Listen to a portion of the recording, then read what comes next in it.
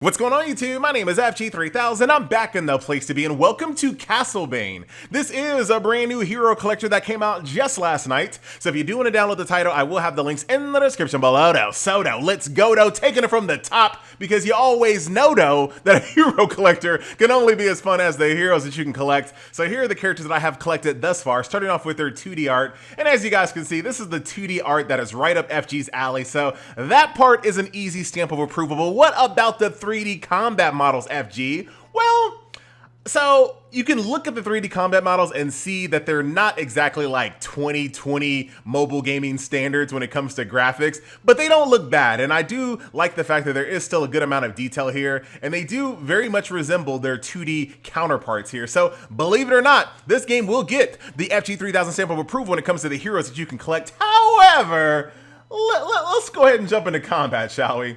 So we're going to go back over here to the home screen. Now I know you guys might be already looking at this screen over here. Rest assured, this is not like a city builder game or anything like that. Your characters live in this town, and over town they kind of build buildings and rebuild this little structure over here. But don't worry, it's not like a city builder, and all you have to do is do a long press on the screen. You do a long press on the screen. Why is it not working? Try one more time. Long press, long press. Long press. What is going on here? There we go. Oh my God. And just swipe around and then you collect all the loyalty points and all the different resources that you need to do. So it's not like a city builder. You'll be in and out of there in no time. Now let's actually get into some combat, shall we? But go ahead and jump in the story here. We're on stage 2-8. Pretty normal for a hero collector. You're going to go from stage to stage to stage, 3-star in each one. The game does have a recommended formation here, recommended equipment, so very easy to set up your team and jump right in. Of course, there's story, but for right now, for the sake of the YouTube, we are going to go ahead and bypass that action right there. So here we are in combat, and like I said, the graphics aren't bad, but you can definitely kind of look at them and see that it's not like a current game. But I still don't hate the graphics, even saying that. However, when it comes to combat, it definitely shows its age. It's going to be one of those basically single tap hero collectors. And what I mean by that is the only thing that you really have interaction with here is waiting for your ultimates to build up, tapping it, and then letting it go.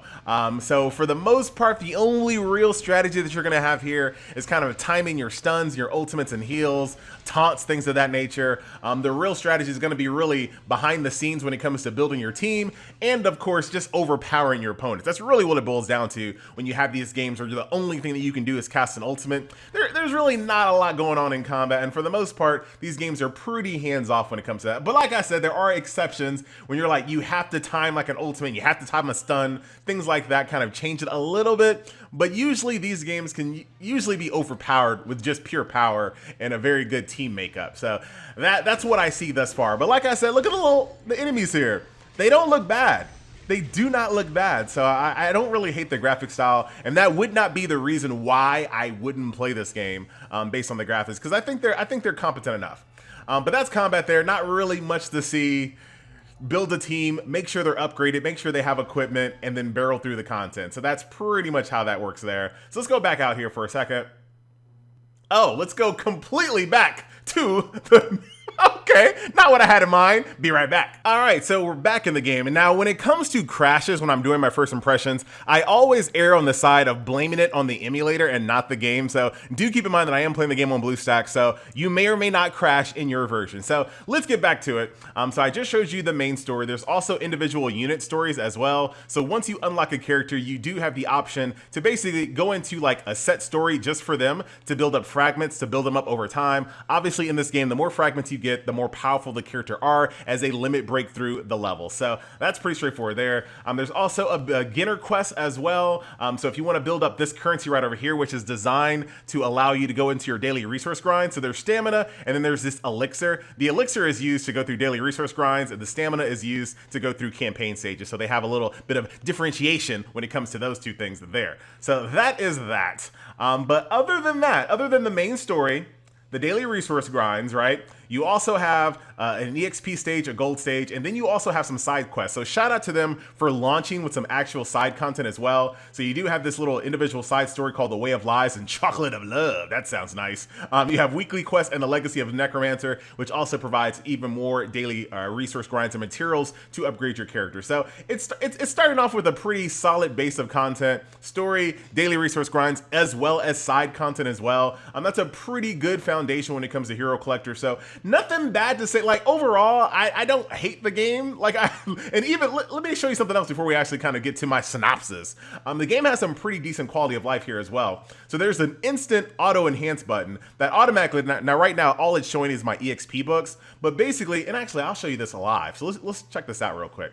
So let's go in here. Let's go ahead and grab a few of these. The game does have an auto repeat. Very easy to do right here inside the character screen. Boom, boom, boom. I get exactly what I need here. I need 2 of these. Go ahead and go over. Come on. I don't have this stage complete just yet. All right, more combat. Oh, I'm glad we did this.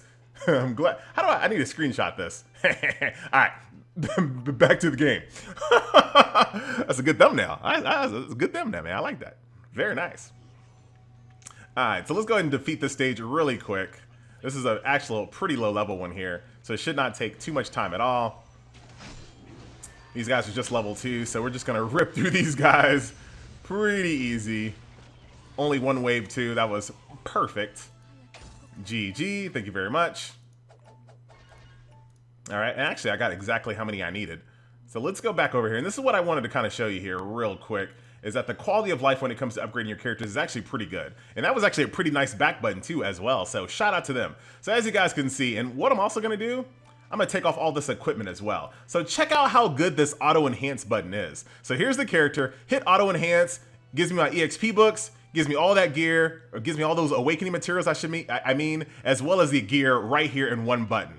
So everything that can possibly be used to upgrade your character is all available in that auto enhance button. But of course, you can always go individually, like I showed you earlier, go actually into the character. You can unlock their abilities, level up, enhance skill, equipment, all separately. But I do like the fact that if you just want to get right to it, all you have to do is just click that auto enhance button, which I'm sure is going to be pretty useful when you get new characters out of the gacha and things of that nature. So you don't have to like tediously, manually upgrade every single aspect of your character. So shout out to Bane on that one. The game might look like it's 2017, but that feature right there is 2021, ladies and gentlemen. Not bad.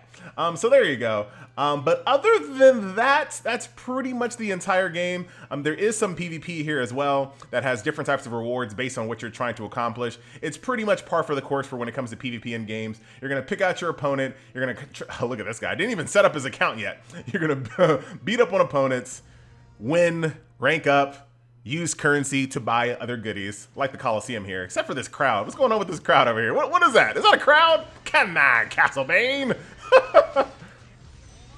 And as you guys can see, you cannot turn off autoplay in PvP, and that kind of tells you all you need to know about combat in this game, right? If you can't manually do PvP in a game, that tells you pretty much that combat is decided by, once again, team makeup and then just pure power. Some might argue all hero collectors are based off of those two things, but I digress. All right, so let's go ahead and jump on into the summon session here now.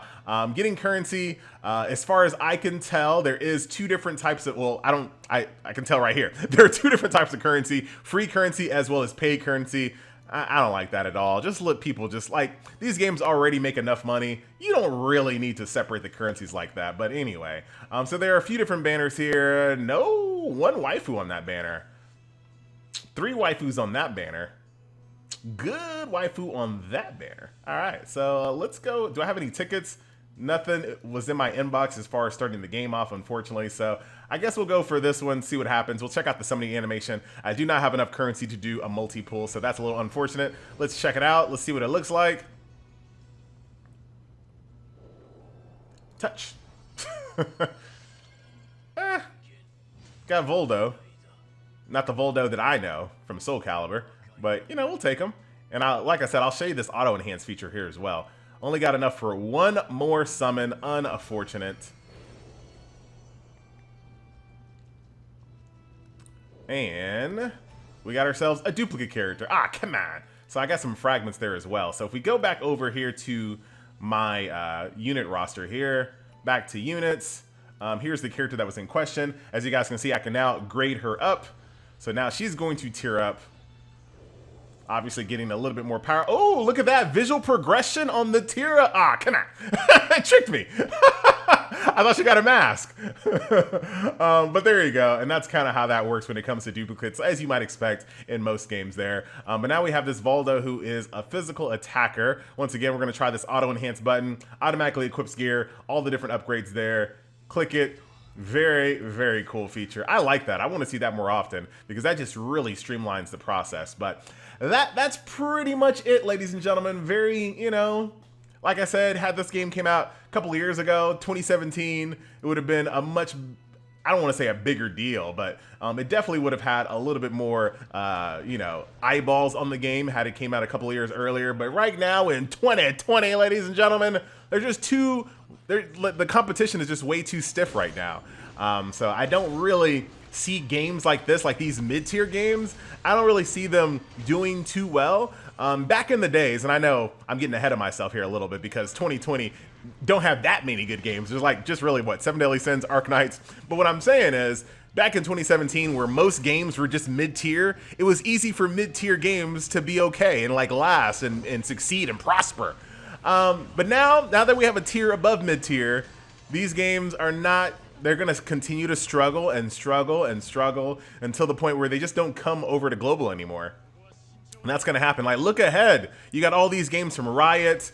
Like I said, 7 Deadly Sins, Arknights. You got that new Marvel game that's on the way. I mean, that Marvel, like, MMO game. Like, the games are, like, the quality is stepping up. So I'm not saying that this game is not quality. All I'm saying is that it's going to have to do a little bit more to get eyeballs here in 2020. And that auto enhance ain't enough. I like it. I think it's good. Ain't enough. Once again, my name is... Come on, I want to kill this thing first. Come on. Oh man, I'm dying. Oh man, why did I just cut the video? Once again, my name is FG2000. Thank you so much for watching. I'll see you guys in the next video. Bye.